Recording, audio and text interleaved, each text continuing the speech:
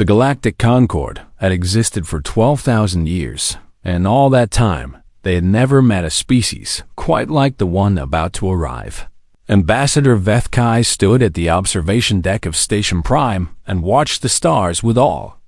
Four of her eyes, as her thin blue fingers tapped against the railing in a rhythm that showed her nervousness. She had done this 47 times before, and every single time, it had gone the same way. A new species would achieve faster than light. Travel and the Concorde would send them an invitation, and then the new species would send a small ship full of scared but excited diplomats who wanted nothing more than to join the great galactic family. It was always the same. The new species would be in awe of the Concorde's technology, and they would be amazed by the hundreds of alien races working together, and they would sign whatever treaties were put in front of them, because what choice did they have? They were small, and the Concorde was vast, and that was simply how things worked, but something felt different today, and Vethkai could not shake the feeling that had been growing in her chest for the past several hours. The species called themselves humans, and they came from a small blue world orbiting a yellow star in the Orion Spur. The Concorde's observation probes had been watching them for nearly 200 years, and the reports had always been concerning. These humans fought constantly, and they killed each other over resources and territory and ideas, and sometimes for no reason at all. They had created weapons that could destroy their entire planet, and they had come very close to using them more than once. The Concorde scientists had predicted that the humans would destroy themselves before ever reaching the stars, and most species did exactly that. But the humans had survived, and 3 days ago, they had tested their first faster-than-light engine, and now they were coming to meet their galactic neighbors. Vethkai turned to her assistant and asked if there was any update on the human vessel's approach. The assistant checked his display, and his face grew pale, which was quite a feat, considering his skin was already the color of old bone. He said that the human ship had just exited hyperspace at the designated coordinates, and that it was not what they had expected. Vethkai asked what he meant by that, and he simply turned his display toward her so she could see for herself. The image showed a ship unlike anything the Concorde had ever seen from a newly contacted species. It was massive and dark, and covered in angles that seemed designed to deflect sensor scans. The thing was 2 kilometers long, and it bristled with what could only be weapons, and lots of them. This was not a diplomatic vessel. This was a warship. Vethkai felt her heart begin to beat faster as she studied the image and tried to understand what she was seeing. New species did not send warships to first contact meetings because new species understood that they were weak and the galaxy was strong. New species sent their best diplomats and their finest scientists, and they came with gifts and open hands. They did not come with guns. She ordered her communication officers to hail the human vessel and extend the standard greeting that had been used for thousands of years. The message was simple and welcoming, and it invited the humans to dock at Station Prime, where representatives of the Galactic Concorde would be honored to meet them. The humans did not respond. 1 hour passed, and then another, and still there was nothing but silence from the dark ship hanging in space. Vethkai sent the message again and again, and each time she received no reply. The other ambassadors began to gather at Station Prime, and they whispered among themselves about what this could mean. Some said the humans were simply primitive and did not understand the protocols. Others said the humans were afraid and needed time to gather their courage. A few suggested that the human ship had suffered some kind of malfunction and could not respond. But Vethkai did not believe any of these explanations because she had seen the sensor readings of that ship, and there was nothing primitive or broken about it. That ship was a predator, and it was sitting in space and watching them and waiting for something. 6 hours after the human vessel arrived, it finally responded to their hails. The message was short, and it contained only a set of coordinates and a single word. Vethkai read the message 3 times and felt a chill run through her body. that had nothing to do with the station's temperature. This was not how first contact was supposed to work. The new species was supposed to come to them, and the new species was supposed to be humble and grateful. The humans were doing none of these things. The humans were giving orders. The High Council convened an emergency meeting to discuss what should be done, and the debate lasted for hours. Some council members argued that they should refuse the human demand and insist that proper protocols be followed. Others said they should send a fleet to surround the human vessel and force them to comply with Concord law, but the eldest member of the council was a being named Torvax, who had lived for 3,000 years and had seen more first contacts than anyone alive. He said something that silenced the entire chamber. He said that in all his years, he had never seen a new species act this way, and that meant one of two things. Either the humans were so foolish that they did not understand the danger they were in, or they understood the danger perfectly and simply did not care. And if it was the second option, then the Concord needed to be very, very careful about what they did next. The council voted to send Ambassador Vethkai to the coordinates the humans had provided, and she was given a security detail of 12 Kathrani warriors. The Kathrani were the Concord's most fearsome peacekeepers, and each one of them stood 3 meters tall and was covered in natural armor that could stop most weapons. They had ended wars simply by showing up, and Vethkai hoped their presence would remind the humans of their place in the galactic order. As her shuttle approached the human warship, she got her first close look at the vessel, and what she saw made her breath catch in her throat. The ship was even more terrifying. Up close, and she could see gun turrets tracking her shuttle's approach, and she could see launch bays that could hold hundreds of smaller attack craft. The name painted on the hull was Prometheus, and Vethkai did not know what that word meant, but something about it felt like a warning. A docking bay opened in the side of the ship, and her shuttle was guided inside by tractor beams that were far more powerful than anything the Concord possessed. When the shuttle landed and the doors opened, Vethkai stepped out into a corridor of black metal and harsh white lights, and there waiting for her were the humans. They were smaller than she had expected, and they had only 2 eyes and 2 arms, and they looked so fragile compared to the Kathrani warriors behind her, but they were not wearing diplomatic robes. They were wearing armor, and the look in their eyes was something Vethkai had only seen in the oldest historical archives from before the Concord existed. It was the look of a species that had been forged in the fires of endless war, and in that moment, Ambassador Vethkai understood that everything she thought she knew about first contact was about to change forever. The humans stood in a line across the corridor, and none of them moved as Ambassador Vethkai and her security detail stepped off the shuttle. There were only 6 of them, and they were so small compared to the massive Kathrani warriors, but something about the way they held themselves made Vethkai uneasy. These were not diplomats, and these were not scientists. These were soldiers. The one in the center stepped forward and spoke in a voice that was calm and controlled and showed no fear at all.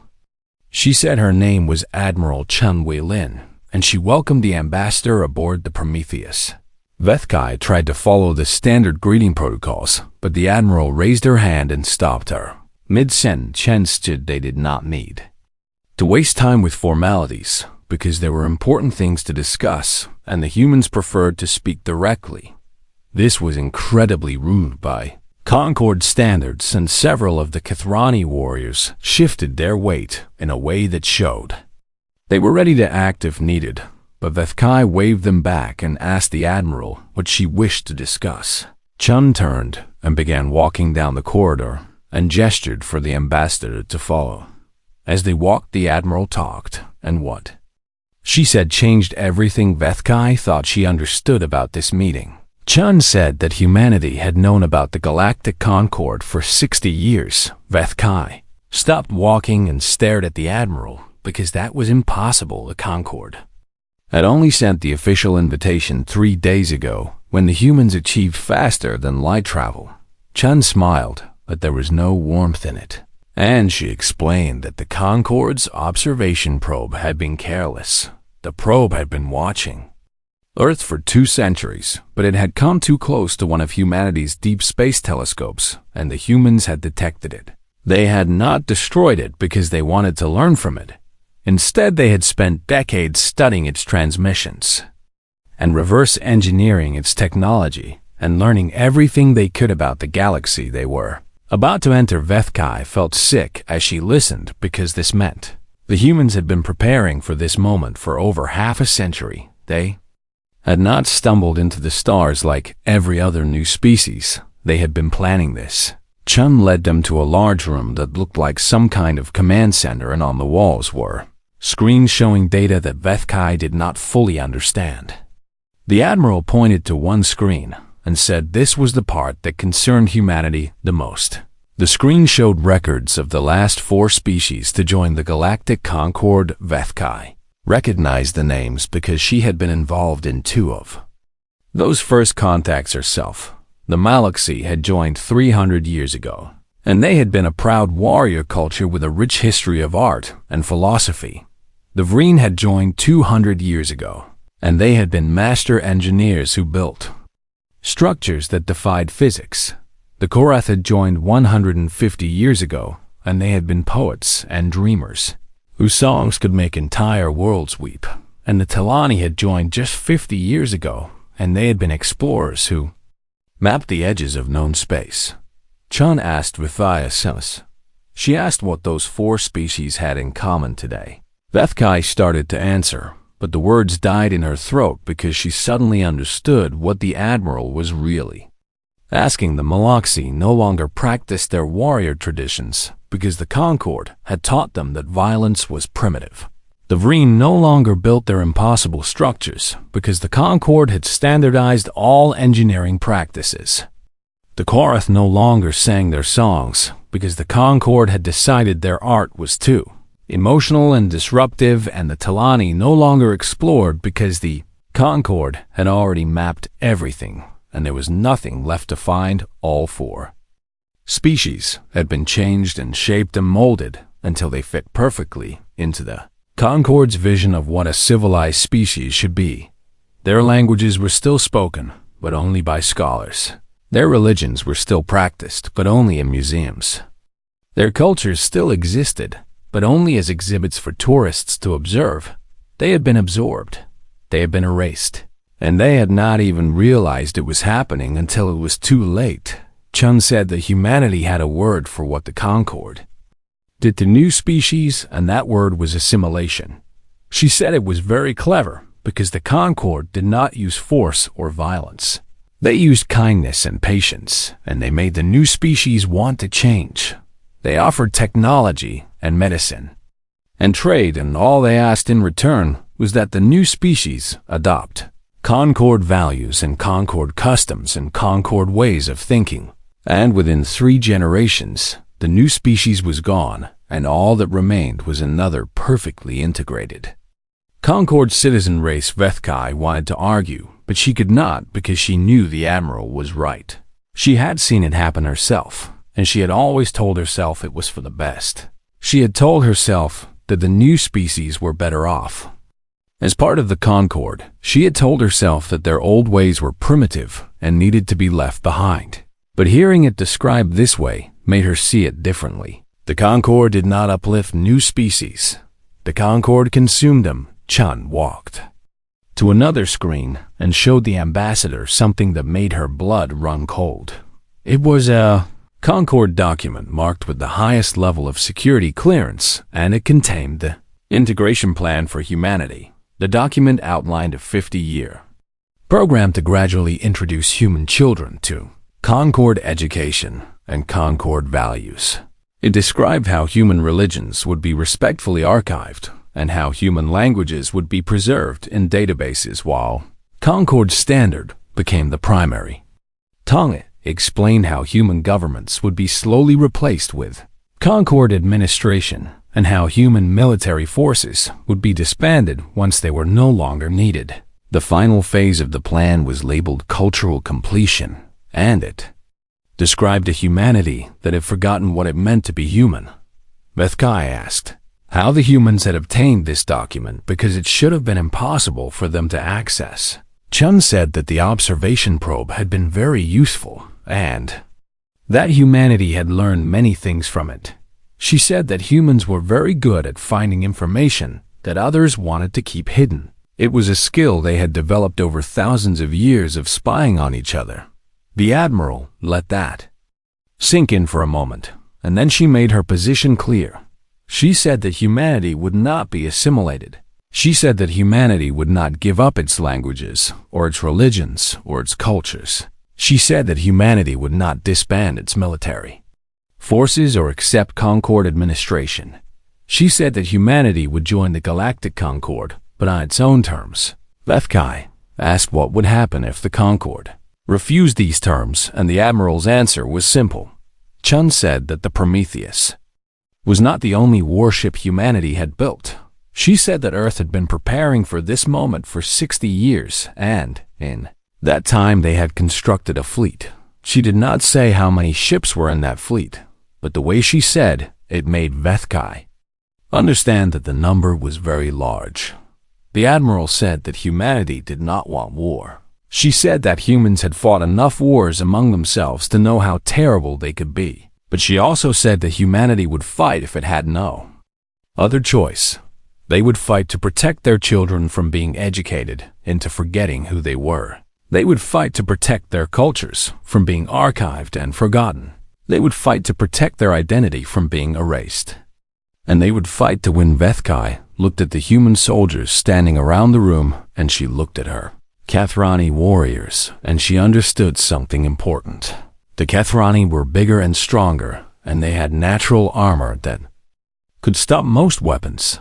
But the humans had something the Kathrani did not have. The humans had been fighting each other for their entire history, and they had gotten very, very good at it. They had learned how to kill things bigger and stronger than themselves. They had learned how to win wars against impossible odds. And they had learned that sometimes the only way to be heard was to speak with fire. Admiral Chun said she had one more thing to show the ambassador. She said the Concord needed to understand exactly what humanity was capable of, and then she invited Vethkai to witness a demonstration. The ambassador did not want to see what the humans were about to show her, but she knew she had no choice, because whatever happened next would determine the fate of humanity and possibly the entire galaxy. The message from the Galactic Concord High Council arrived within hours of Ambassador Vethkai's report, and it was exactly what Admiral Chun had expected. The Council demanded that the human vessel submit to immediate inspection and complete disarmament. They demanded that humanity surrender all records of the technology they had stolen from the observation probe. They demanded that humanity accept the standard integration protocols that all new species were required to follow, and they demanded that Admiral Chun present herself before the Council to answer for her species' hostile behavior. The demands were written in the formal language of Concord law, but the meaning behind them was clear. Submit or face consequences. Chun read the message and smiled because this was exactly what humanity had prepared for.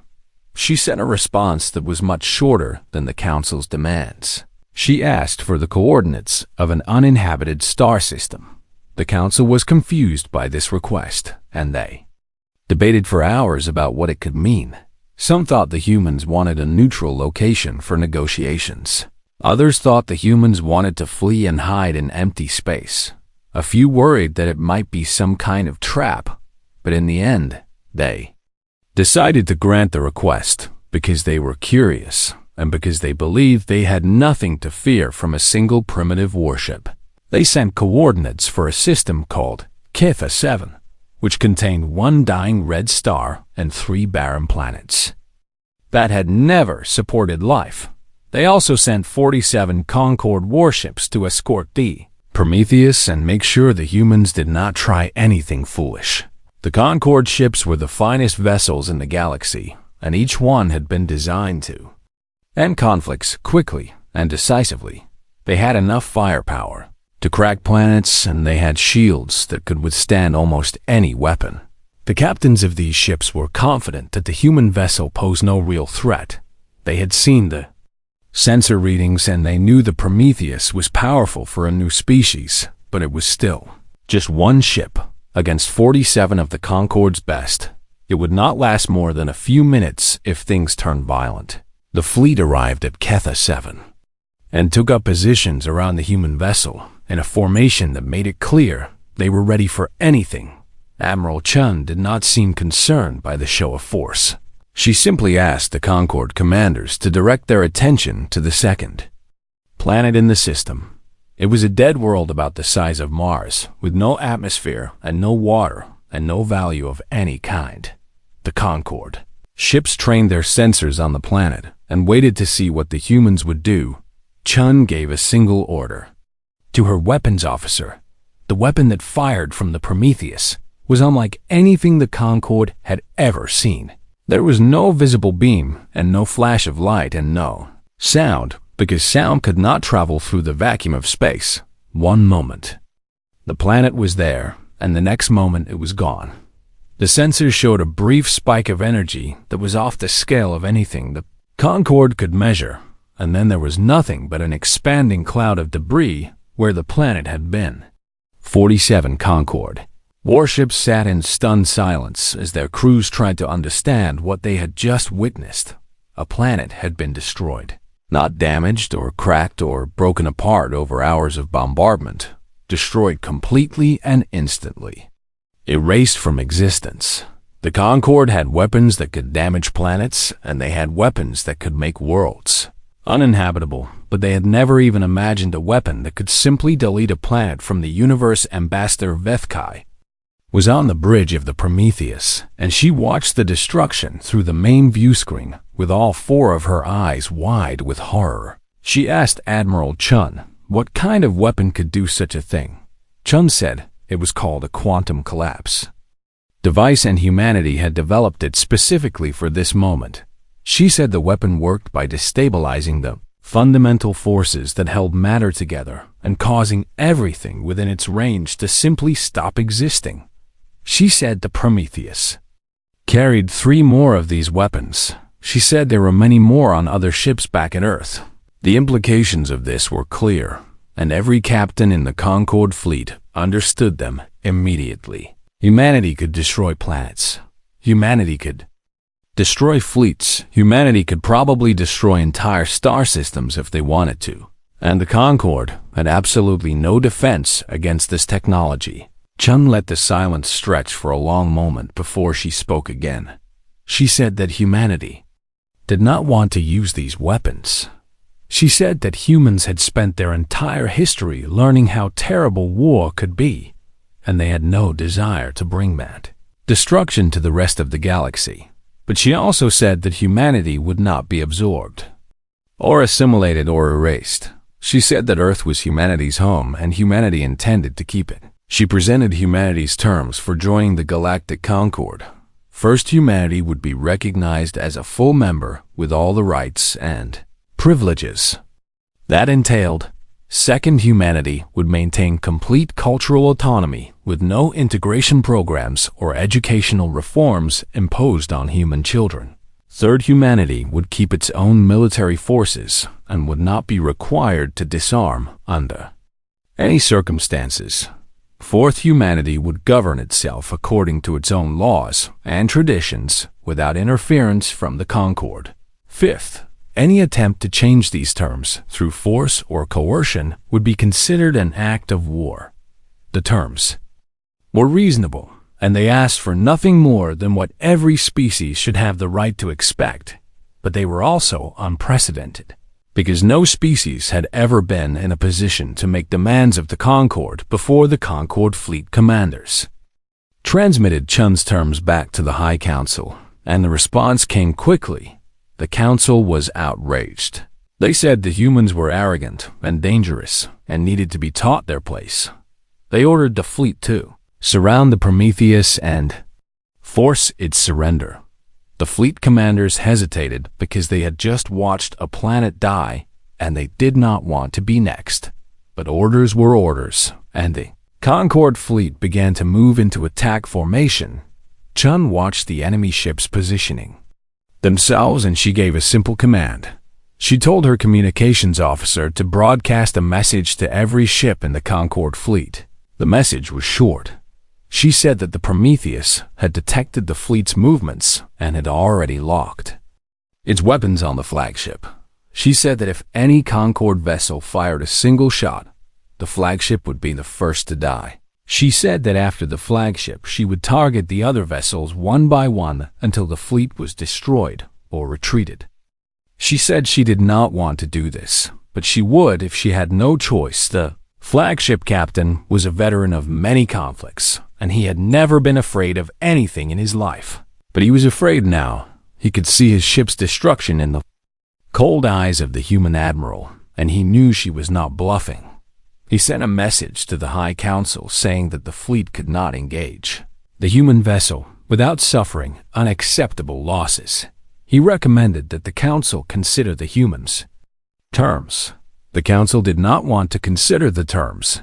The Council wanted to maintain the order that had existed for 12,000 years. But the Council also understood that they could not win this fight. Not today, not with the weapons they currently possessed. They sent a message to Admiral Chun saying that the Concorde would take humanity's terms under consideration. They said a formal response would be provided within one standard cycle. Chun said that was acceptable, and she ordered the Prometheus to return to Earth. As the human warship jumped to hyperspace, the Concorde fleet remained behind in the empty system where a planet had once existed. The captains and crews stared at the cloud of debris that was still expanding into the void, and they tried to process what had happened. The galaxy had changed today. A new species had arrived, and it had not come begging for scraps from the Concorde's table. It had come with weapons that could end worlds and a will that would not bend, and for the first time in 12,000 years, the Galactic Concorde did not know what to do. They had always been the most powerful force in the galaxy. They had always set the rules and decided who was worthy of joining their civilization. They had always been in control, but humanity had just shown them that control was an illusion, and the universe had just become a much more dangerous place. The emergency session of the Galactic Concorde High Council was the first of its kind in 4,000 years, and the chamber was filled with representatives from hundreds of species, all speaking at once. The noise was deafening as delegates shouted over each other and tried to make their voices heard above the chaos. Some demanded immediate war against the humans before they could become any stronger. Others called for the complete isolation of the Sol system with a blockade that would prevent the humans from ever leaving their home. A few suggested surrender and acceptance of whatever terms the humans demanded. And beneath all the shouting, there was fear, real fear, the kind of fear that the Concorde had not felt since before its founding. When the galaxy was young and full of dangers, Vethkai stood at the center of the chamber and waited for the noise to die down so she could give her report. When the delegates finally fell silent, she told them everything she had seen aboard the Prometheus. She told them about Admiral Chun and the human soldiers in their armor. She told them about the documents the humans had stolen from the observation probe. She told them about the weapon that had destroyed a planet in the blink of an eye. And she told them about the look in the humans' eyes when they spoke about protecting their species from assimilation. When she finished, the chamber erupted again, and the shouting was even louder than before. A delegate from the Korathi Combine said the humans were bluffing and that no species could possess such weapons. A delegate from the Vreen Engineering Guild said the weapon must have some weakness that could be exploited. A delegate from the Malaxi Defense Force said they should attack immediately before the humans had time to build more ships. But then a voice cut through the chaos, and everyone fell silent. The voice belonged to an ancient being named Sarvath, who was the senior member of the Mrendoi historian caste. The Mrendoi were a species that had dedicated themselves to preserving knowledge, and their historians were respected throughout the galaxy for their wisdom and insight. Sarvath was over 5,000 years old and had spent most of those years studying the rise and fall of civilizations. He said he had been researching humanity since the first observation probe was sent to their world, and he had something important to share.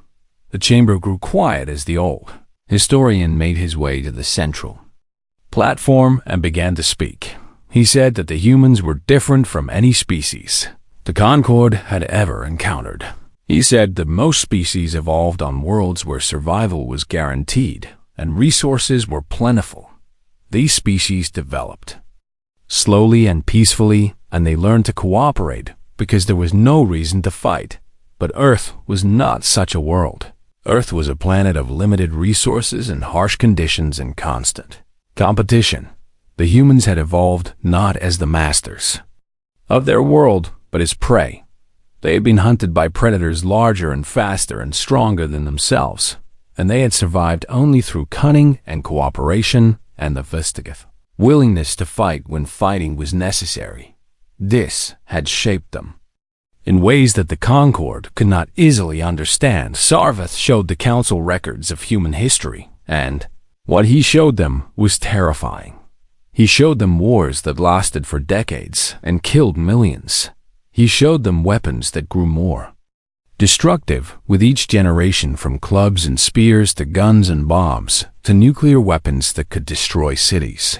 He showed them how humans had split the atom and immediately found ways to use that power for destruction. He showed them how humans had created thinking machines and taught those machines to kill.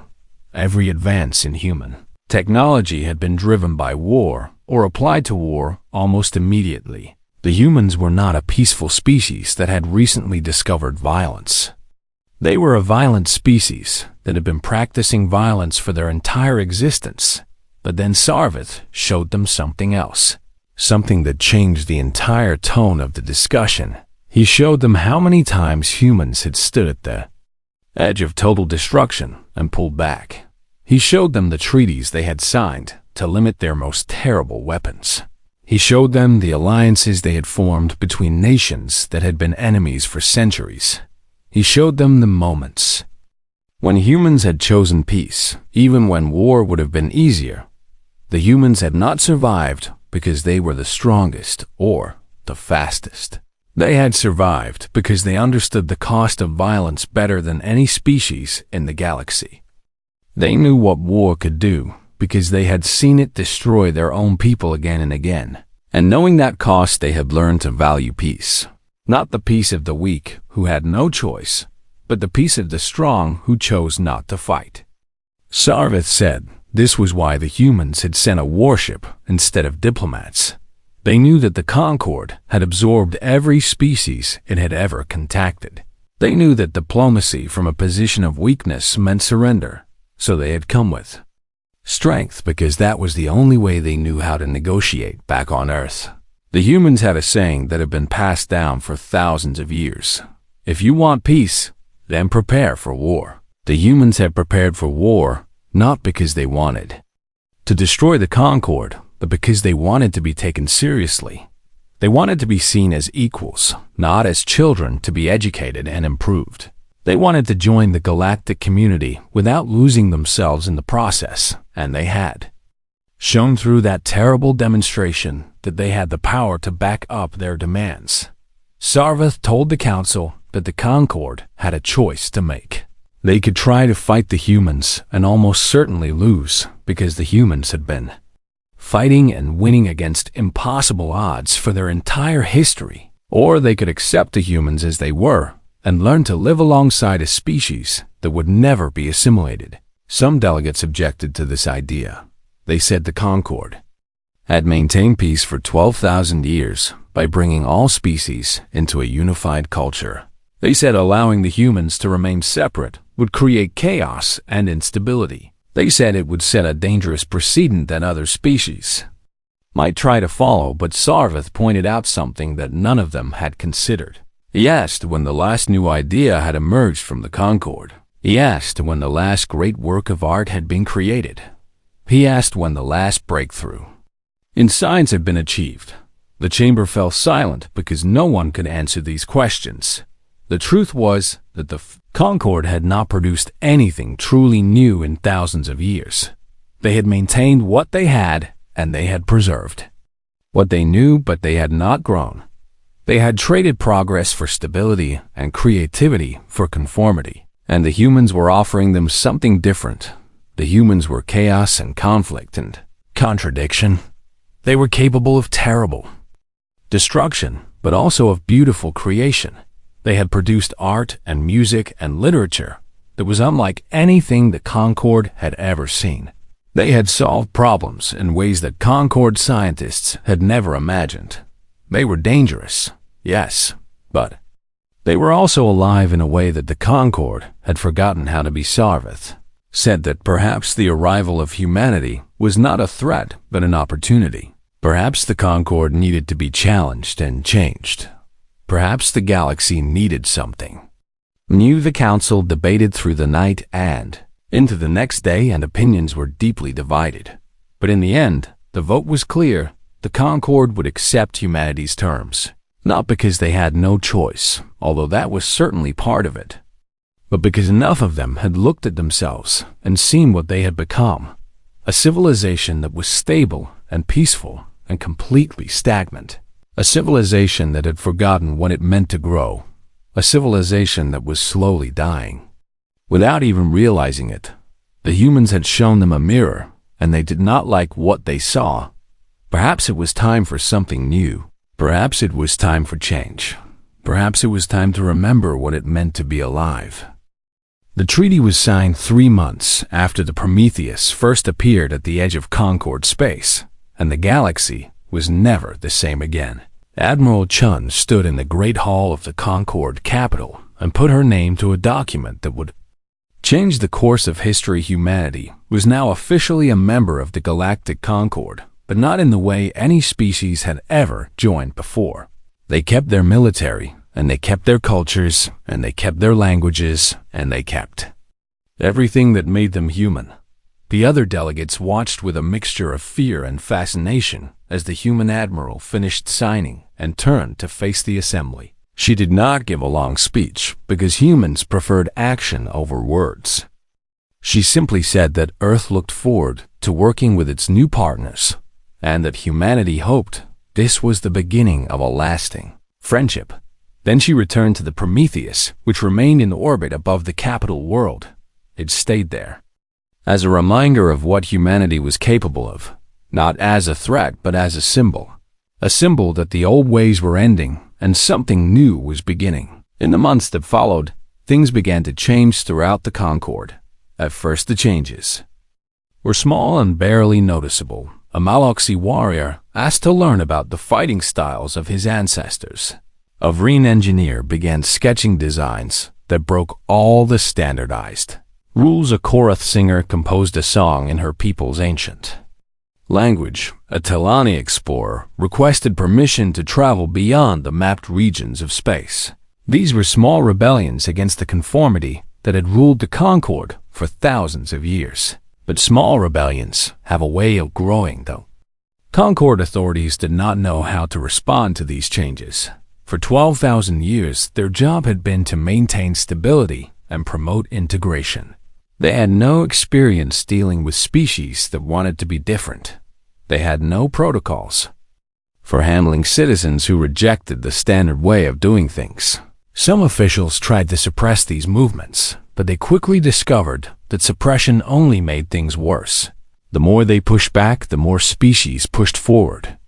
And always in the background was the shadow of humanity. The humans did not encourage rebellion, and they did not interfere with Concord internal affairs. They simply existed as proof that another way was possible.